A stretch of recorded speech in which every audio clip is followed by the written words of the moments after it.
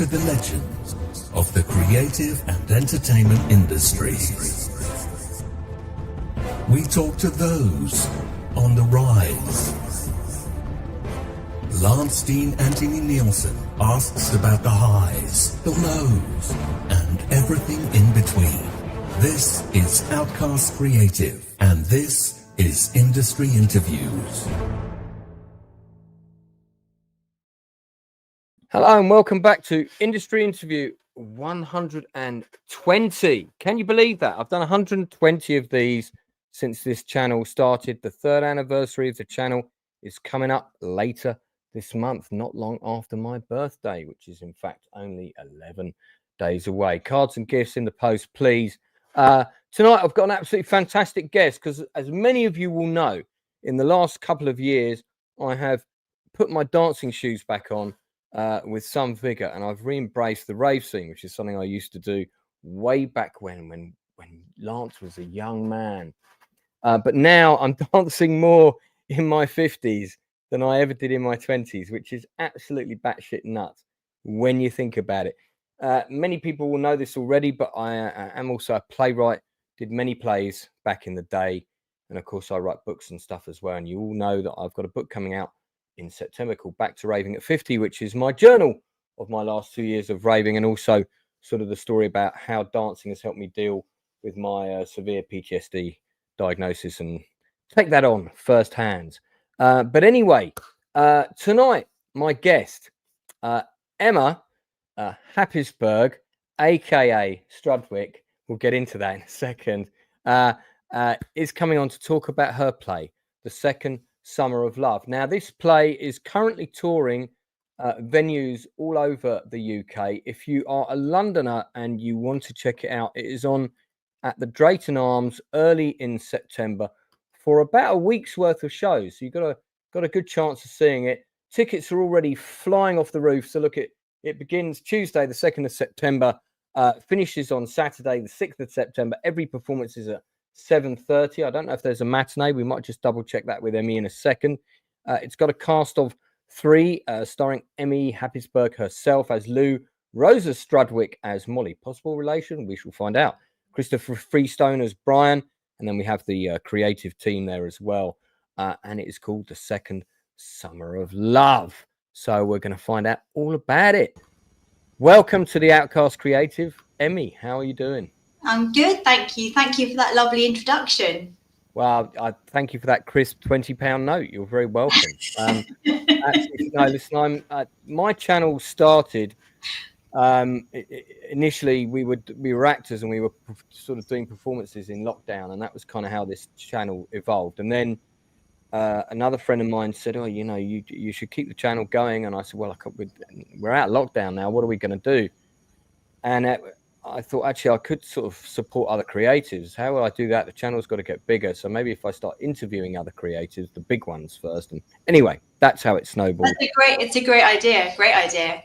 So all that we ask for you in return, Emmy, for your membership of the Outcast Creative, is that you spread the word to your other creative fellows. If you see other people that have got an independent project, especially the small fry, and I don't mean that in any insulting way whatsoever, but people like ourselves who get off the high horse, as it were, and just get out there. I can tell you're a doer. You're a doer like me, Emmy. I am. Yeah, and you wanted to put this play on. I bet you didn't have a lot of funding. No, it's all come from my acting coaching. Although the Arts Council, I did have a couple of online Zooms with them, and I got a lovely letter back telling me that my project was one of many worthy projects, but they don't have enough funding to go around.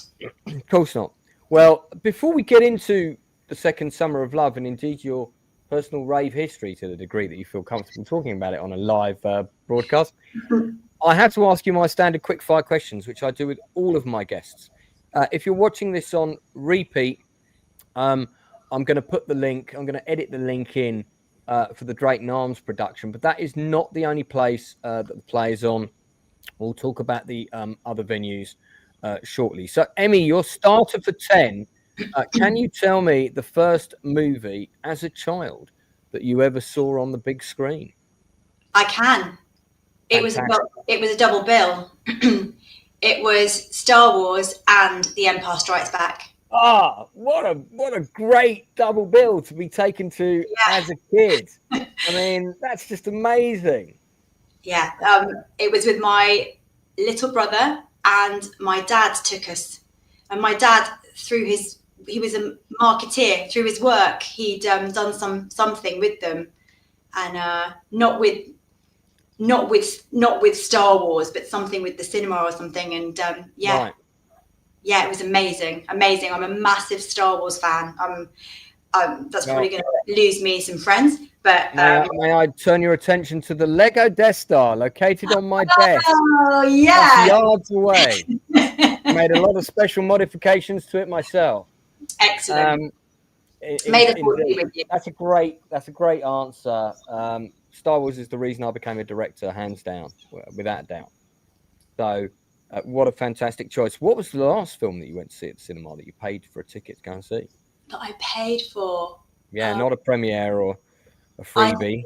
I don't get many of those these days. You do. I went to see. I tend to see the big action things at the cinema. The stuff that's worth seeing on the big screen, Stuff. But I did go and see. I had to. I was waiting for my daughter to come out of an audition, so I had to kill some time. So I treated myself, and I went. I can't remember the name of it now. Is it the Motorbikers? The bike, the one with Tom. That's the one. That's the one with Oh God, I can't remember the actor's name. Jodie Comer. Tom Hardy was in it. And Jodie Comer, and I love her work. I just think she's good. So detailed and spectacular. Her accent in that was incredible, and so I really enjoyed that. I think it might have just been called The Bikers. Was it just called The Bikers? It was something really simple like that, wasn't it? Yeah. Or The Riders, or something like that. Should we Google it? Well, let's move on. So here's a question for you. Since The Sopranos, which was a benchmark television show, dropped, I believe, in 1997. So since The Sopranos, which TV series have you watched? I'm talking drama, so I'm not talking Some Mothers Do Have Them here. Yeah. That you've gone, wow, this is quite special. I would love to be in something like this one day. That might be Game of Thrones. It might be Breaking Bad, which is quite a common answer. I loved Breaking Bad. I absolutely loved Breaking Bad. And then I loved, which recently finished. Oh my gosh, my memory. Who was in it? What was it about? I couldn't even tell you. But you loved it. Loved it. I'm gonna have to Google it. I wish you'd send me these questions. That's right. These are quick fires, and there's no right or wrong answer. And I always prefer people not to. I'll probably yell it out in about half an hour. Like when you get up. Yell it out in half an hour. That's absolutely fine. Okay. As an actress, is there a director, British or American, you are dying to work with, apart from me, of course? Oh my God, I'd love to work with Mike Leigh. I've met him many times. Have you? I've met him about 4 times, and he does remember me now each time I meet him, which is quite nice. Oh, wow. Yeah, so he's a lovely man. He's a very nice man. Very supportive, very kind with his time. Mike Leigh, and that whole improvisation to a script process is really interesting. I love that, I use that tool in rehearsal all the time. And actually, when I was writing the script, I used it when I rewrote one of the scenes with the other actor. Right. We just said, let's just hit the marks and not use the lines and then hit the signposts, the milestones, as it were. I know that technique. American actor or actress that you would love to do a scene with one day. American, did you say? Yes, American. Oh, it's got to be Meryl Streep. Okay, same question. British actor or actress that you'd love to do a scene with one day. Rachel Weisz. I've seen her live. I saw her in the theatre in Guildford in a Tennessee Williams play, and she was I was absolutely mesmerised. She was. Is that Night of the Iguana? No, it was. not, was it Suddenly Last Summer? I saw Night of the Iguana with Woody Harrelson, and I can't remember who the female lead was in that, but he was good.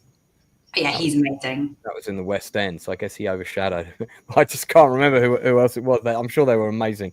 So, last of my quickfire questions. What is your go-to movie that you've probably seen many times that you just don't mind watching again if you want to veg to something on a Sunday afternoon? Oh, there are so many. I mean, you can tell me more than one, but just chuck a few out there that fall into that.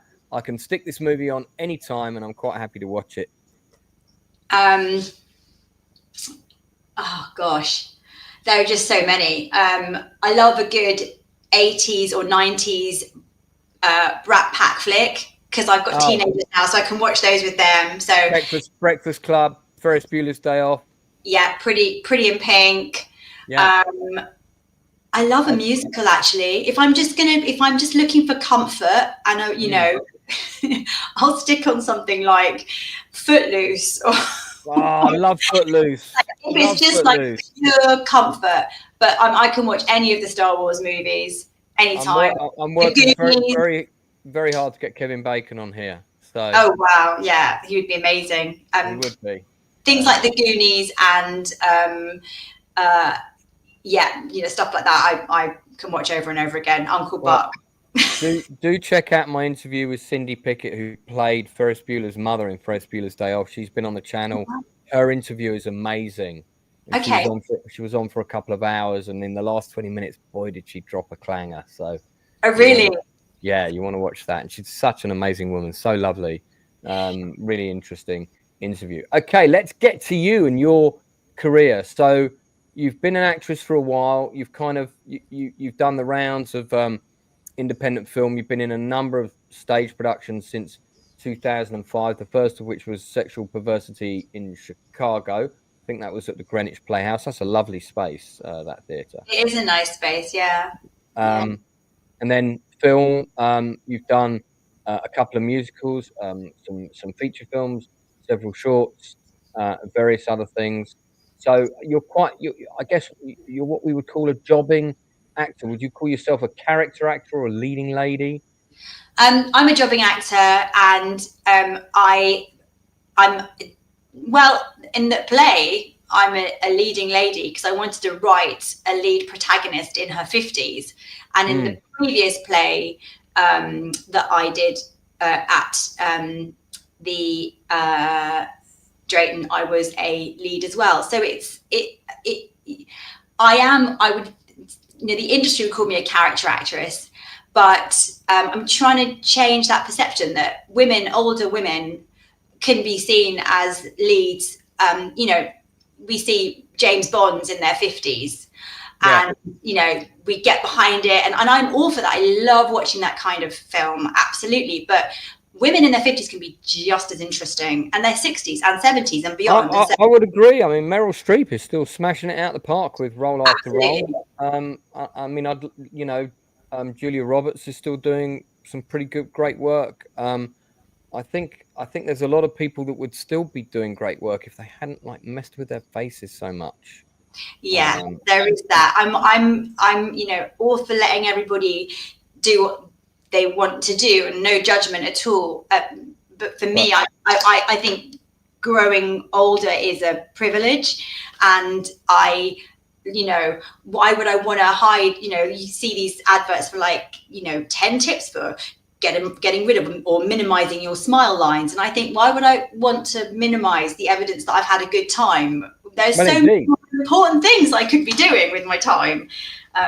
Absolutely. So now, the second Summer of Love, which is obviously you and I have both been ravers at different points in our lives. This is how I heard about your play, and I thought I've got to support this. So I've got to get this girl on. And that's why you got Emma Strudwick, because you know me on a personal basis. I was just about to say, and I must get this girl's name wrong, which we've done successfully. Mission accomplished. So Emma's acting name is Harrisburgh. Is it Harrisburgh? Emmy Happisburgh, unless you're in Norfolk, and then they will say Emmy Abra, which is the correct pronunciation.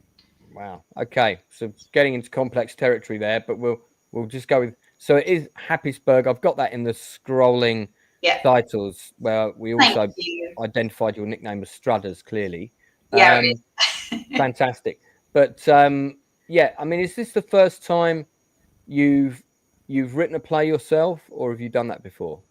Well, I was a drama teacher at a couple of different schools, and so I've also had my own drama club for teenagers, and I used to write scenes. I was very passionate about making castings fair. So if some of the kids didn't have like a big enough role, but they could handle a bigger role, I would write them extra lines and stuff and extra scenes. And so I kind of started writing like that, and for theatre, and I used to write for outlines and show ideas up for MTV. I worked at MTV for 3 years, very accidentally ended up there, which is a whole other story. But this is come back and do another stream about that. We'll cover that another time. This is the first play that I've written. It started out as a short piece for a scratch night, a work in progress, as it was, and then the producer of that night actually said, "This is amazing. Could you write it into a full hour that we can take to Edinburgh?" So that was in 2020, and then we were scuppered because that was January 2020, and then we all know what happened, and so it didn't end up going to Edinburgh until 2022. And then it came back from there, and we ended up doing a mini tour of just home gigs because there were so many people who couldn't make it to Edinburgh, and we sold out the 3 shows that we did in fairly large theatres. And then I decided that was the version I was going to take on a tour. And so this tour has been 2 years in the making. I have teenagers, and one of them had to get through her GCSEs and A-levels because she's in the play. And it's really important to me that I'm a conscientious mum as well as an actor, Yeah. So she's playing the younger version of you, is that right? No. She's playing my daughter in the play. So your daughter is playing your daughter in the play. Yeah, but she's got a better CV than mine. She's been on, and also when I wrote it, I kind of magpied the worst parts of her, and she said to me, "Oh, Mum, I really like that." And I said, "No, you're really, she's really not. She's an angel." Which is why she's got such a great CV, because the industry have loved her, and she's voiced a DreamWorks cartoon. She's been on Inside Number 9, Not Going Out. She's been in commercials, short films. She's really fantastic. So she's playing my daughter in the play. She said to me, if you give this part to anyone else, I'll never forgive you, or something along those lines. Right. But I wouldn't want to, it's a career highlight to be on stage with your own kid if they're good. I mean, I don't have children, so I can't even begin to process that. But I mean, it's one thing being in a production with your kid, and then it's another one where you're actually playing mother and daughter. I mean, that's kind of bonkers, but also very cool at the same time. It is very cool. It's very cool. There's a layer actually of work you do as an actor to kind of form those relationships that we haven't had to do because it's there. And it's just, and it's real. It's very real, and it is real, and we can be very real on stage, which is lovely. It's funny, I'm searching for a picture of your daughter online, but I keep getting pictures of Keely Hawes coming up for some reason. Keely Hawes played her mum in the episode of Inside Number 9 that she was in. Right. So this was a few years ago. So she's little in it. She's got blonde hair. You'll see one with her and Reece Shearsmith and a little blonde girl who was about 9 or 10 at the time, and that's Rosa. She's now 18. Right. Does she also have a TikTok? I'm not sure. She had TikTok. I think she just said it was a massive waste of time, so she ditched it. She might still have it, but she doesn't go on it. She's got Instagram. She's got Instagram. She made a reel of me dancing in my kitchen that went. Well, we don't need to show people that. I don't want to traumatize. No one needs to see that. Is this her on the right here? No, that's not her. That's her in the green t-shirt, in the green jumper at the top, the little girl. Oh, right, in this image here. Let's have a look at her. that. Okay. Well, that's obviously she's bigger than that now. I'm she guessing. is. Yeah, she's got Instagram. You could find her on Instagram. Okay. Well, this picture is entertaining in that context. Yeah, I liked Inside Number 9. It's brilliant, isn't it? Yeah. Yeah. Wow. So she landed a pretty nice gig. Yeah. Quite young. Well, her mum was an acting coach. Yeah. I mean, he said to me, I don't want to brag, but I'm going to because it's about Rosa. You should, absolutely. He said, out of everybody we auditioned, she was just head and shoulders above everyone. She's so realistic. And I just went, thank you. And what I probably should have said is, I coached her, but I couldn't. I didn't. So I'm saying it now. Okay, I have found the offending video. I feel we must play this. Oh no! So this is it's like Rosa asked, "How did you dance? How did you dance in the 90s?" Listen, Rosa, for your information, I'm dancing on a podium now, and I'm in my 50s. I like the way the dog is like vaguely bemused dog on the left, on the right there, going, "What is going on?" I was making roast chicken. I was making roast dinner. And she just came in and asked, and so the dog was sat there like, "What are you doing? Come on, I normally get like a little bit of chicken now." And yeah, he was unimpressed. I hope it's okay to show this picture. This is a lovely one of you and her now. I found her Instagram. There we go. That's such a lovely photo of the two of you. Yeah, that was last year. That was just before my 50th birthday. Yeah. I think it's great when a kid has got like a parent who is so supportive of their career choice, but can also offer them so much in terms of direction and actual tutelage. And I think it's incredible. Fantastic. Well, Rosa, I look forward to seeing you, in the lead in a movie very soon. So let's talk about the play. So to the extent that you can, tell us about the inspiration for this story. Where did it come from? I can talk about it. Yeah. So when I hit sort of midlife, at the beginning of my 40s, I started running. And I started running I was like, I need music to motivate me to run. So I made playlists of all my favorite rave tunes and house music tunes, from acid house to, true rave, drum and bass, break beats, all of it. And as I ran, because I hadn't listened to these tunes for so long, memories of that era started to weave themselves in. And some of those I took and sort of started creating fictional stories and fictional people who were inspired by events that happened mainly at Stern's nightclub, near Worthing, but generally across my raving and clubbing days. I went to my first rave in 1989, so just at the tail end of the second summer of love, and it was shut down by the police. I think we got there, we sat on the car bonnet, and then the police came in and it was done. And after that, for me, it was all about going to Stern's. And as I was running, I started thinking, like, all these amazing young people who I met under the lasers, we were brothers and sisters under the lasers. It was one family.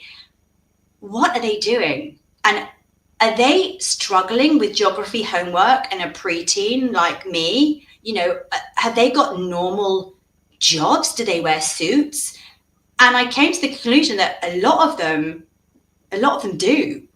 A lot of the people that I used to go to those parties with, they were properly adulting like I was. And I just thought, it'd be really interesting if some of those people met again. And I ended up writing a story about a woman having a midlife crisis And as I wrote it, I kind of unpicked and unraveled my own midlife crisis, although I didn't realize I was having one at the time, and worked out a way forward, which has always been my way, which is to live creatively and to act, but now also to write. As I said, I kind of did some writing for teenagers before, and I wrote for MTV, and I had done a playwriting module as part of my degree, many years ago. But I found that was my way through midlife, is to sort of find something creative that you're really passionate about, and that you can still be playful and dynamic and have energy. It doesn't mean that you just because you leave the things of youth behind, and some of those you can never revisit. It's like being homesick for somewhere you can never visit. Sure. You can't go there. So you've got to mine the diamonds out from that time, like the music or the community and connectivity that existed there. The positive aspects of rave culture, the feeling of, that we're all the same and all connected, and bringing those forward and living creatively like we did, and playfully like we did, in those fields and warehouses and nightclubs. Yeah. I mean, it's interesting. When you talked about Stearns, I was thinking, I know that name. Why is that coming back to me? And of course, it was the house on the hill, wasn't it, in Worthing, with the Underground Club. The Underground, yeah. And quite famous for its. I mean, that you could be in that photo for all we know. That looks vaguely. I scoured the footage of Mensa, Lord of the Dance, which is the documentary. Yeah. Which is co-produced by Rachel, who was the girlfriend of Mensa, who was the promoter of Into Dance at Stearns. Right. And I'm not in any of the footage, thankfully. No. I've been doing the same thing with Bagley's, but most of the footage is from the Kirkfield era and kind of later. I was there right near the beginning in 1992 for about 6 months, and then I went to Nottingham. So as of at the moment, I haven't been able to. Were you there when Philip Salon did a night and he had like ironing boards and like washing? I don't remember that specifically. I mean, I just really don't remember a lot about it, to be honest. No, not for the reasons you're thinking. I was completely sober back then. I didn't even drink any alcohol. And in fact, the woman who asked me if I wanted to dance at the events said to me, listen, you get free booze, you get some free Coke, and, you don't have to pay to get in. You can't pay any money, but we'll look after you. And I was like, well, I don't drink alcohol, but I have the free Coca-Cola. Yeah. And she looked at me and went, are you serious? Like, what's this guy talking about? Free Coca-Cola? But that was all I wanted, was a free soft drink or 3 bottles of water, because I was probably the only sober person in there. That's the only Coke I'd have touched as well. I was very, very anti-drugs back then. I didn't dabble anything until 2002, in fact. So I was a very, very late starter, but not the dancing. I was all about the dancing. So Wormy Spoon says, free Bolivian marching powder is hard to turn down. But mate, I was so naive. I honestly thought she was talking about Coca-Cola. And I never saw anyone take any because they didn't do it in front of me. But certainly heard some suspicious noises coming behind toilet doors, however. Okay, so let's talk about the process for this, because this is always really interesting. How long from, okay, I'm going to write something and developing these characters, to you had let's say, a workable first draft of your play that you were ready to take to the stage? Honestly, if we're going up to the current draft, which is the one that's finally been published, not that I was chasing being published before this at all. It's just been published. In fact, I've just received a box load of them. About 15 years. So 15 years from I've got an idea for a play to day one of it being performed. Wow, that, I mean, no, not day one of it being performed. If you count the like Edinburgh version, the one-person show version, that was 2022. That's 12 years. But right. you've got to remember, I was a jobbing actor, so I had work, and I was coaching teenagers as well. Yeah. In acting, and you became a mum at some point. I was already I was a mum at 32. Right. So I just before I was 33. So I think you don't just have children, you have to raise children. Sure. They take quite a lot of time, and I didn't want to farm that out to anyone else. I can't afford to farm that out to anyone else, but I wouldn't want to anyway. So it had to be around that, and I think I just thought, God, this idea people need to will want to watch this. I want to go to theatres and watch this. Midlifers will want to go to sit in a comfy theatre chair, relive some nostalgia, and also think about and ponder on the issues that face them now as midlifers. And I thought, this is great, but it took me a long time to get it out. Actually didn't. I mean, the ideas were there, but once I actually started, it was done and dusted in a few months. So it started off as a one-woman show, and you took it to Edinburgh in 2022. Let's talk about Edinburgh. Let's talk about Edinburgh a bit, because when have you done Edinburgh, Lance? Well, this is it. This is why I wanted to talk about it. People are amazed, considering how many plays I've done, that I've never taken a show to Edinburgh, and I've had shows that I've wanted to take to Edinburgh. But I think if you're going to do a show in Edinburgh, unless you've got a colossal elephant-like weight of publicity behind you, you can't risk doing anything longer than an hour, and it's really got to be six cast or less. The less cast, the better. That's why it's a one-person show. I couldn't afford to put anybody else up. Accommodation is so expensive. We did not break even in Edinburgh. It was all about. No, you go there expecting to make a loss, don't you? Everybody says that. Yeah, you go there expecting to make a loss. You just hope it's not enormous. Yeah. And you go there, you have to treat it like a PR or marketing. Yeah, it's a PR stunt, basically, and also a badge of honor in a way as well. Yeah, I think I was quite naive, because I went expecting it to just be like that. A lot of people would go to knock the edges off it. So my piece, I learned it was still like a proof of concept, a work in progress when it went. I mean, it was a fully formed hour show, but I kind of really listened to all the feedback from reviewers and audiences. And don't get me wrong, we had amazing reviews. You had some fantastic quotes that we could put on the posters, and 4-star reviews, which was fantastic. But a lot of people go with their absolutely finished product. It's already toured. Yeah. And so it's an absolute showcase. Whereas for me, it was more of a place to get glean feedback. And now from that feedback, I rewrote it. We put it on in Guildford and Worthing, and then we had one reviewer in. We had one local reviewer in, and then one London reviewer in London Theatre One, and they both gave us 5 stars. And it was just that little bit of tweaking after Edinburgh that kind of earned it that extra star, and really lovely words. And I'm still not over it, actually. It's quite amazing.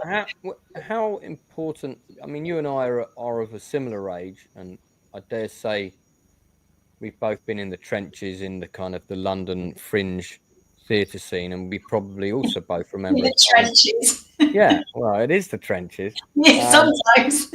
And not recently. I've had lovely companies, I have to say, and lovely directors. I feel very. But I'm talking about your history of your work career. Full stop. If you've done the London fringe theatre scene, you've been in the trenches of theatre.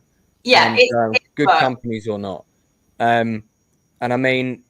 You would also remember a time when Time Out was king. Oh, yeah. You got a good review from Jane Edwards in Time Out. That could mean the difference from your fringe production doing kind of this to yeah. So everyone always wanted to get a good review in Time Out. Time Out is no more, right?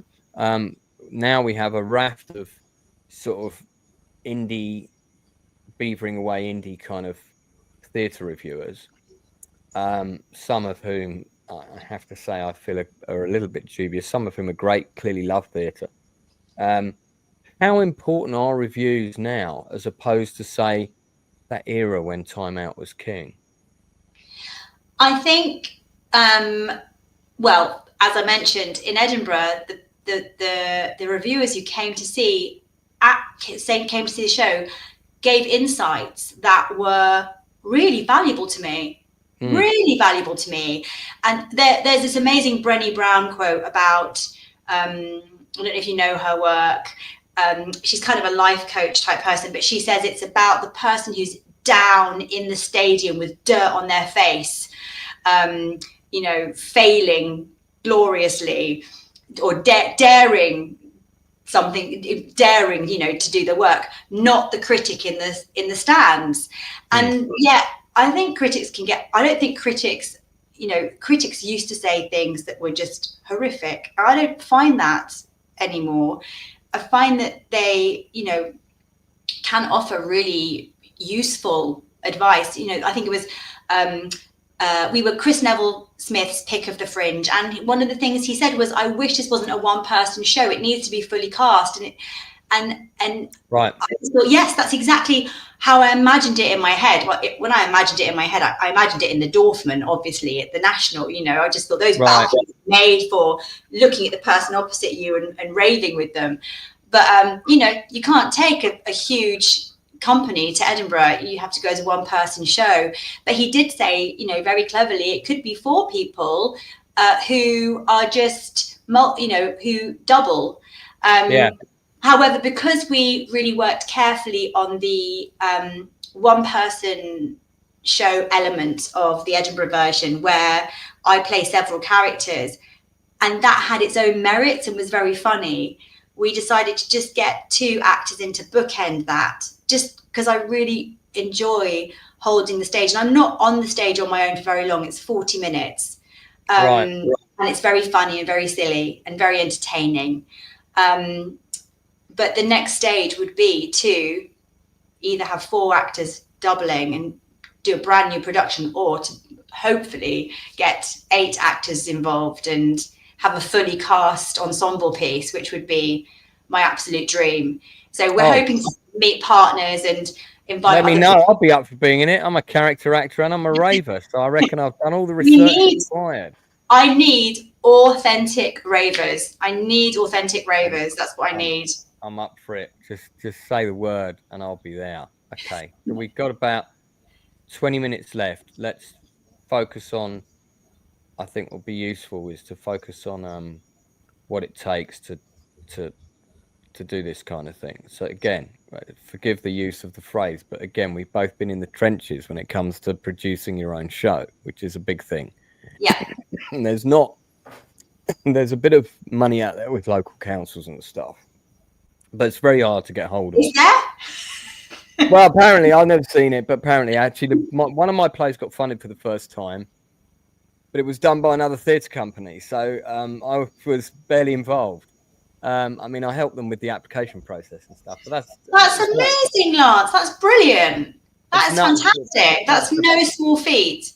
No, but that's the play about the post office scandal, and it was a combination of that and the fact that the woman who applied is lots of sort of doing education within schools, and she was bringing in people to work on the production from. Yeah. So it was a big local education. That was the thing that sold it. This big local education angle. So, in lieu of like no funding from an official source, talk us through it. How do you put something like this together, even a small play with 3 or 4 people? And then how do you go about, bearing in mind you've got very little funding, how do you go about securing those venues for that little tour and so on? Just talk us through that process, if you would. So I had some savings that I went to Edinburgh with, and I came back with no savings, but I did come back with reviews. And so, you know, those reviews were something I could write to different receiving houses in the UK and ask them to put us on. And with those reviews and those stars, you become a viable option for their box office. So about a year in advance of the tour, I started securing theatres around England. So the furthest north we're going is York, and the furthest south we're going is Penzance. And the way I chose those theatres was I spoke to friends who had toured and found, and I have a, you know, I work, this play, because it's only 3 people, works really well in spaces that are between 50 to 200 seats. So some of our theatres are really little ditty. Like the Drayton Arms is quite small. It's 51 seats. Yeah. And you get a really intimate performance. And then, you know, other theatres were going to, you know, up to 200. So I made my list, contacted them on email, the programmers, and you send them what's called a pack, which has maybe got your reviews in, a synopsis of the show.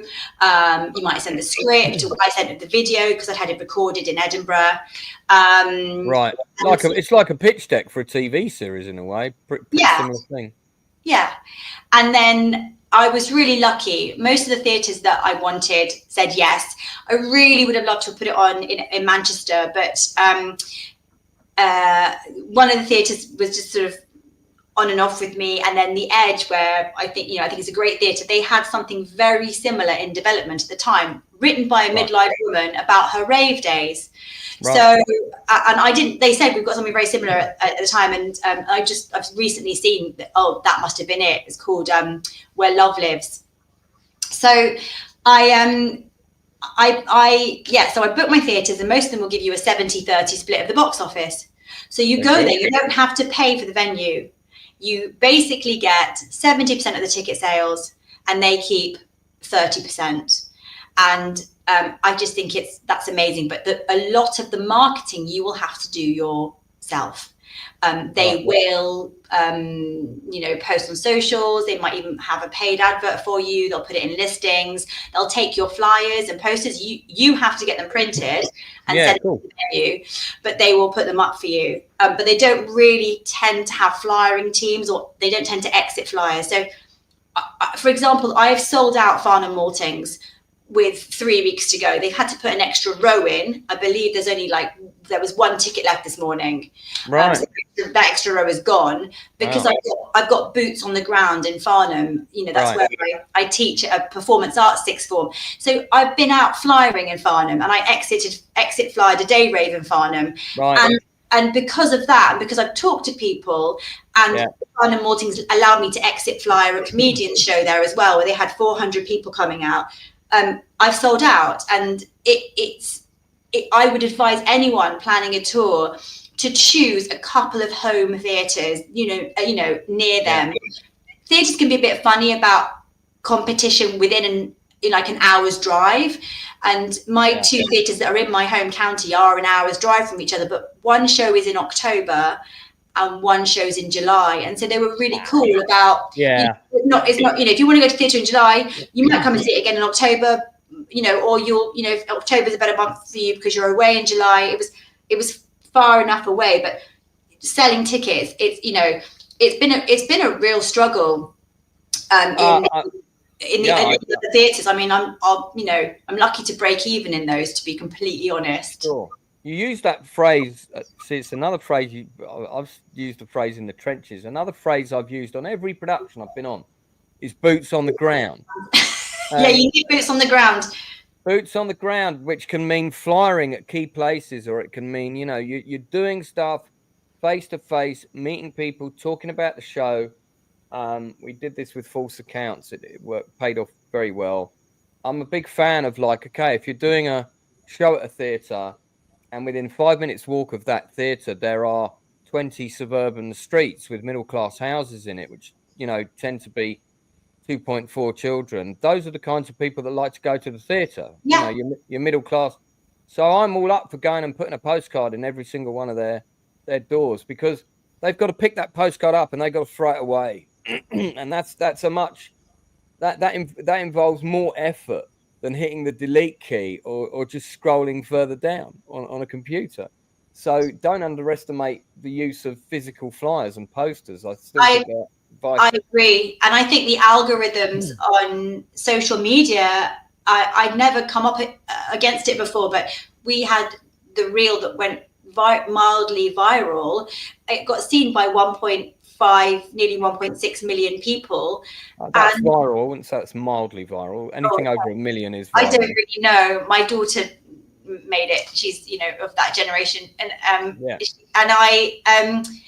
yet still, it's where I've flyered and handed flyers to people and gone, this is my show, I'm local, please come and see it, it's funny, look at all these stars I've got from Edinburgh, and then the 5 stars from when I did it in Guildford. It's about an ex-raver come to terms with midlife. And, I exit fly day raves and met ravers, and not all of them are middle class. And No. I'm bringing a bit of a new audience to theatre. Theatre needs it because, it does across the board, even West End, ticket sales are struggling. And I think it's so sad that people won't meet in groups physically in places anymore. Yeah, I think it's, I've been saying it for a long time, which is the main institutions of our theatre world in the UK. They're always talking about Succession. That's the television show. What a great show! Sorry, that was from a question earlier where I asked Emmy what her favourite show was that she would love to be in or had to watch every episode. Yeah. Don't do ecstasy when you're drugs, kid. Don't do drugs when you're young kids, because it comes back to haunt you when you're in midlife and you have really terrible memory. Session. Well, yeah, we haven't discussed that too much, but no, sorry, I'm so sorry. It finally dropped in. Fine. I just feel that there has never been the push that there should have been, particularly by the National Theatre and whatnot, to get the working class kids in to see theatre. They do little things here and there. They really try. They really try. They really do try. I don't know if they advertise in the right places. I think they need to go right onto a council estate. Yeah, like Dear England. I took my 14-year-old boy to see it, and that was right for every football-loving lad. Yeah. Was. I mean, and my boy's, he finds it really hard to concentrate. He sat through 2 hours of theatre, and he was telling me who was going to score next. And that was such an accessible piece. That's another word that I use a lot. You're really taking them out of my mouth tonight. Accessible is so important. A lot of theatre is not accessible. I would. Yeah, and David Eldridge's Market Boy about Romford Market. Did you see that? That pieces like that. I just think are so accessible and so fun, and you need to get them in with a gateway piece. And then they'll get hooked, It's like we've got a question for you from the chat. By the way, any other questions? Chuck them in, guys. I will ask them. Wormy Spoons asks: is there music or are there any tracks from 90s house anthems like "Children" by Robert Miles? Maybe. Oh my God, there are so many better tracks than that. Personally, there's "Sweet Harmony" by Liquid. There's I love that track, man. Break of Dawn. By Rhythm on the Loose. There's Shades of Rhythm. It's just, I actually have a playlist on my Instagram at contentment_productions.com. So at contentment_productions.com. If you look in the bio, I have a link tree, and I picked a load of my favorite tunes and my brothers mixed them. And then I also have a playlist on Spotify of absolute bangers. I think for me personally, my favorite era of music was 91 to 93. That's when a lot of the classic house anthem tracks, for sure. I would agree. There were some good tracks that came in the late 90s as well, but that era coming out of kind of techno, and I really, really, really love that era of music. So I have a feeling you've already mentioned about 4 of my favorite tracks of all time. They're all in the play. I can't wait to see them now at the Acorn, which is shout out to the Acorn Theatre in Penzance. Thank you for supporting this production and getting it on in your lovely town.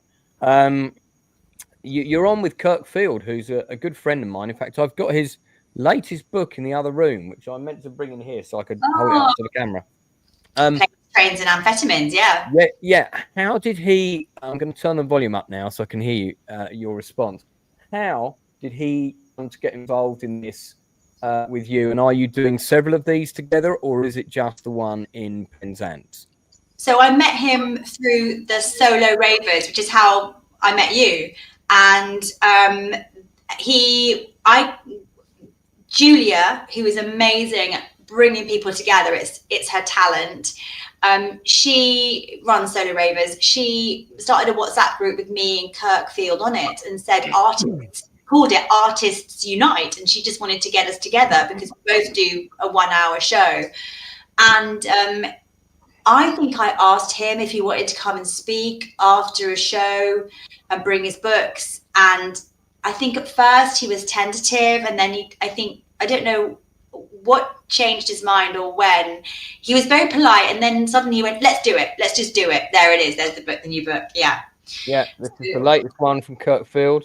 I'm looking forward to diving into that fairly soon. I've got a signed copy of this, and I've got his other book as well.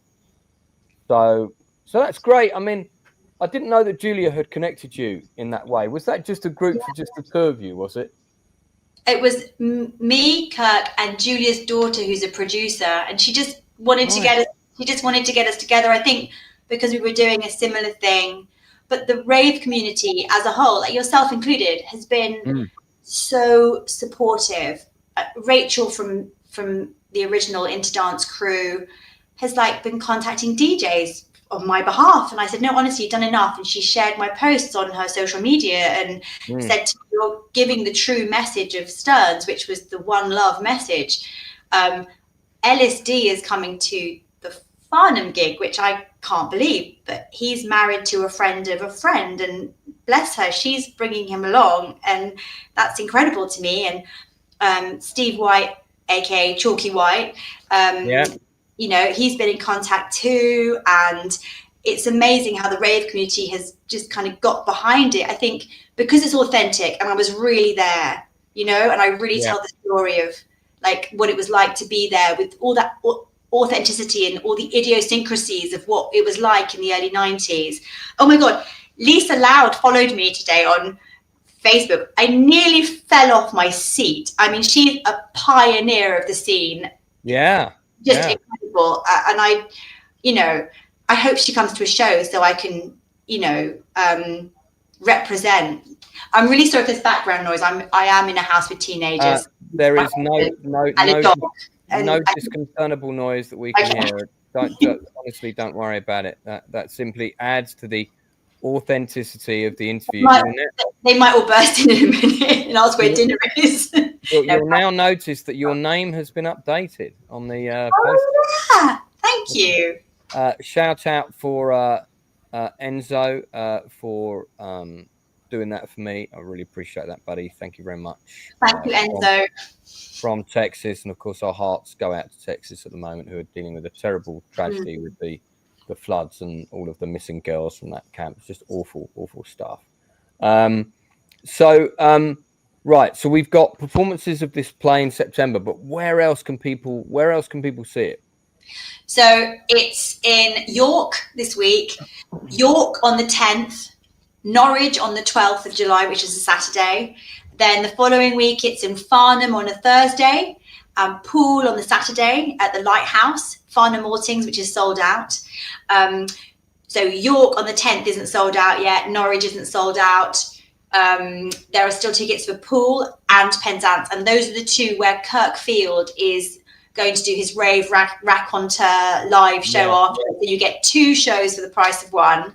And he'll be bringing his books, signed books, and I'll also have my play script, which is just newly published, available afterwards as well. Is that on Amazon for people to buy? I think it will be. It's at Playdead. It's Playdead Press. But if you come to a show, I'm signing all the ones at the show. It's got this really lovely wallpaper on the back with pills, flowers, and smiley faces. And then we take a break for August because all of the theatre world, as you all know, are in either Edinburgh or at Camden Fringe. And then we come back in September. We've got a week at the Drayton. It's selling really well, but we'd like to almost sell out before we mount a matinee on the Saturday, but that's looking likely because it's already selling really well. And then we do 2 nights in Bristol at the Alma. That's already selling really well. And then October the 4th is the final gig, although there is also word about potentially Guildford or Woking, but I kind of feel like I've bitten off enough at the moment with this tour. And I've been offered Colchester Fringe as well, but I just think I want to end on the 4th of October with my hometown gig, and that's at Cranley Arts Centre. And that's already selling really well as well. I mean, is the dream to get it in the West End? Absolutely. Yeah. Absolutely. What would be the ideal space if I was a producer with bulging wads of cash in my pockets and I said, okay, Emmy, what space do you want? Let me see if I can book it for you. What space would you have? I want it at the Dorfman, but a similar space in the Dorfman and the National, because I think the National has such integrity, and I'm such a fan of the Royal National Theatre, and I think it's got a really community-minded message, and I think that's great for the National. But the Dorfman space used to be called something else, wasn't it? The Cottesloe originally, or the because you had the Olivier, the Cottesloe, and Dorfman. I'm not. They got renamed. They got renamed. Some of the places got renamed. It would have gone over my head. I wouldn't have noticed. Do you remember what the first play was you ever saw at the National? Yeah, Closer by Patrick Marber. Oh, what a great first play to see, and what an outstanding production. Mine was Guys and Dolls with Bob Hoskins. Oh wow! I mean, we're going way back now, like 82, and that was also the first musical I ever saw. And you never forget a really good first play. Yeah. Is this suitable for people of all ages? What's the age limit on? 14 plus, because we do talk about recreational drug use, and although it's a celebration of rave culture, it's a celebration of the positives that came out of the early scene, as opposed to a celebration of drugs culture. It's very much not a celebration of drugs culture. I mean, we do cover the topic because it's important. It's part of the scene, and the play actually opens with a mother and daughter going through her anti-drugs homework, which is what triggers the mum into this, kind of flashback of herself in the 90s.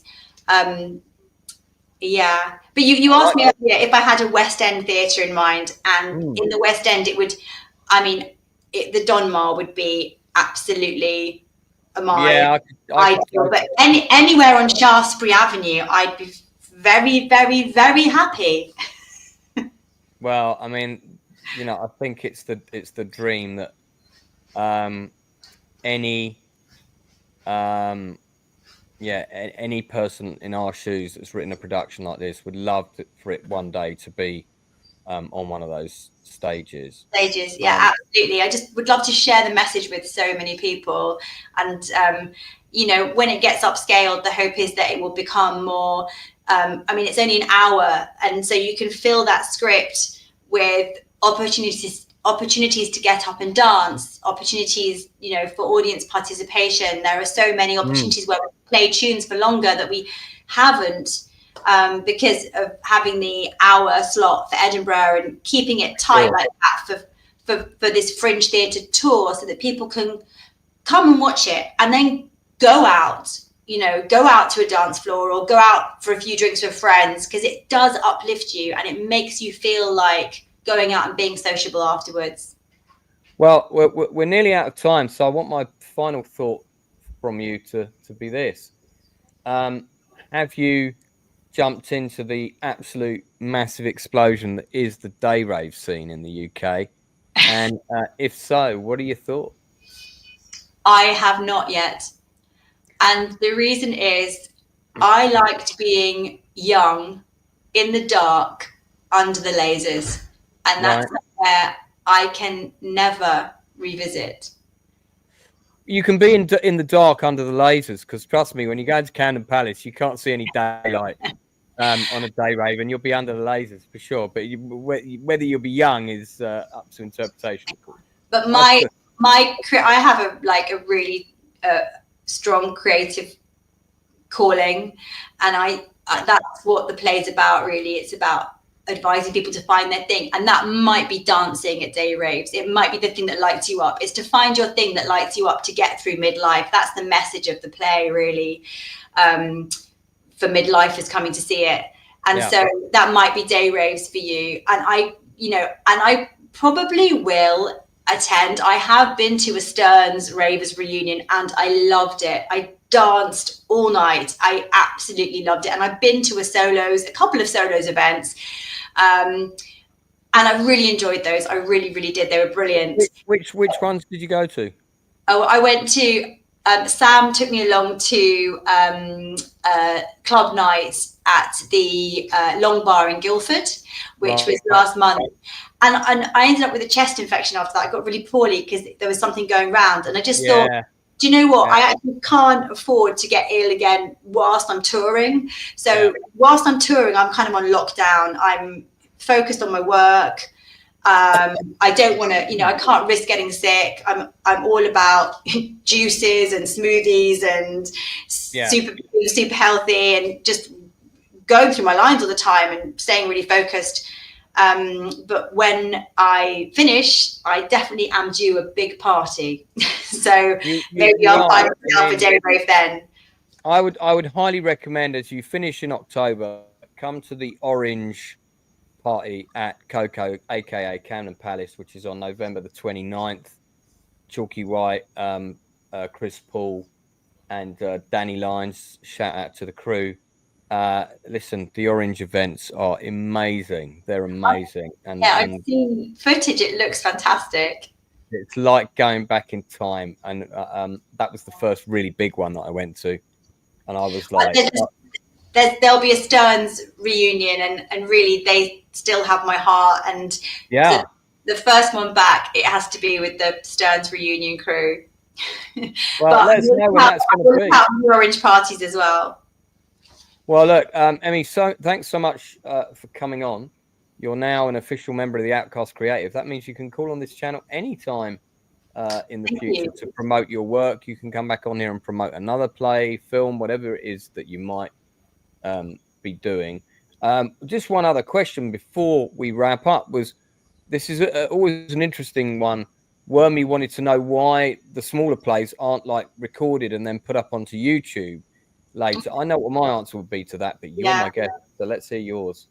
So I want people to come and see the live theatre. So much about the best things that came out of Rave as well were being in the space together, looking people in the eye, being connected. I don't think there's anywhere that you can hear truth like the theatre. I think the Atlantic School said it's the last place you can hear truth. When something's through a screen, you lose it. You lose something. Also, quite frankly, Spoons, I don't really want anyone to nick my ideas. So no, exactly. You can come and see it at the show, but there was a whole kind of thing about digital theatre during COVID. You were saying you were in, that's how this channel started. Putting on plays. Yeah, we really pushed it. We did live performances. People were in costumes. We had green screens behind us. We had matching sets for different scenes. I did the same. I was in the Simpsons ones. Did you hear about the Simpsons ones? I didn't, but I wish I had seen it. We did loads of old Simpsons scripts, and we had green screens, and I was in it with my daughter, and we would multi-roles, we'd be running off screen, changing, running back on again. It was brilliant. And it was fun while we were, in COVID, but I couldn't wait to get back in the room and be live. And I want people to come out. I want people to meet in groups again. That's what I really miss. And that's what raving and theatre both have in common. Yeah. Very good point. Sorry, Wormy. That's a fantastic point to end on. As one creative in the theatre world would say to another, break a leg with your production. I will see you on the first week of September. Yes, we will. Just double check with me. Let me know what night you put me down for. But yeah, I think we said Friday. So, and I will spread the word. I'll get the tongues wagging. But this is what's great about this show. In the same context of 7 Magnificent Egos that we're doing in October, is both of these plays are a fun night out. You're going to come, you're going to have a laugh. Whether you're a raver or you're not a raver, I don't think that really matters. You're going to find it so entertaining. Young ones were telling me at Edinburgh that they were left wondering what their mum was up to in 1993, and I loved that. But even if you weren't part of the rave scene, as a midlifer, there's so much that you will resonate, and so many cultural references that you will get. From winding down windows in a mini metro to Hubba Bubba. So it will make you laugh. Fantastic. Well, thank you, Emmy, so much for coming on. Thanks to the people in the chat. Guys, do share the stream, do a little post about it. Let's get it as much traction as we can, because you know how it is. We're all fighting that YouTube algorithm, and I won't sell out. I won't just come on YouTube and slag stuff off. I like to promote people. I like to help people. That's what the channel is about. Now, Emmy, you might not know this, but we've actually got our own kind of rave track for the channel, which I'm going to play us out on. Oh, wow. You don't have to listen to the whole thing, but this is the whole version. So, guys, we're going to be back on Tuesday, tomorrow night at 10 o'clock with my weekly review show, 10 o'clock, the Nielsen ratings. It took us ages to come up with that name, where we review the latest stuff on Netflix, Amazon, all of that stuff. So we're going to be talking about the latest film and TV shows that we think you should watch. We don't focus too much time on the stuff we don't think you should watch. We try and recommend the good stuff, as well as some older TV shows and movies. And then I've also got a couple more industry interviews. This is 120. I think we're going to hit 150 by the end of the year. We've got the creator and one of the directors of the crowdfunded fantasy web series Ren, REN, coming on with us, I think next Monday, this time next week, as well as other people. I've got comic book creators, all kinds of people coming on. So keep an eye out on the industry interviews. There are loads more coming. Emmy, thanks very much for your time. Thanks to everyone watching. And, thank you for having me. Don't forget to keep on raving, keep on dancing.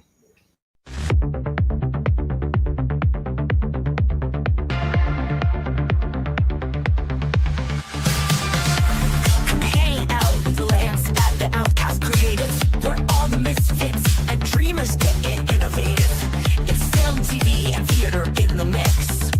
Industry interviews where ideas get their fix. He's creative, we're creative. How about you? Share your passion, join the crew. At Outcast Creative, we're breaking through. Hang with Lance and the Outcast crew. Hang with Lance and the Outcast crew. Interviews with fellow artists on the rise and reviews that might surprise. Films, TV shows from back in the day. You might just find a hidden gem today. He's creative, we're creative. How about you? Share your passion, join the crew. At Outcast Creative, we're breaking through. Hang with Lance and the Outcast crew. Hang with Lance and the Outcast crew. Makers, comic book creators, stand up proud. Actors, musicians, board game designers, be loud. At Outcast Creative, amazing's the word. He even interviewed the legend, Gail Ann Hurd. He's creative, we're creative. How about you? Share your passion, join the crew. At Outcast Creative, we're breaking through. Hang with Lance and the Outcast crew. Hang with Lance and the Outcast crew. So come along, take a chance. Join the Outcast, hang with Lance. Bring your vision, your art, your flair. At Outcast Creative, there's always room to share. Hang with Lance and the Outcast crew.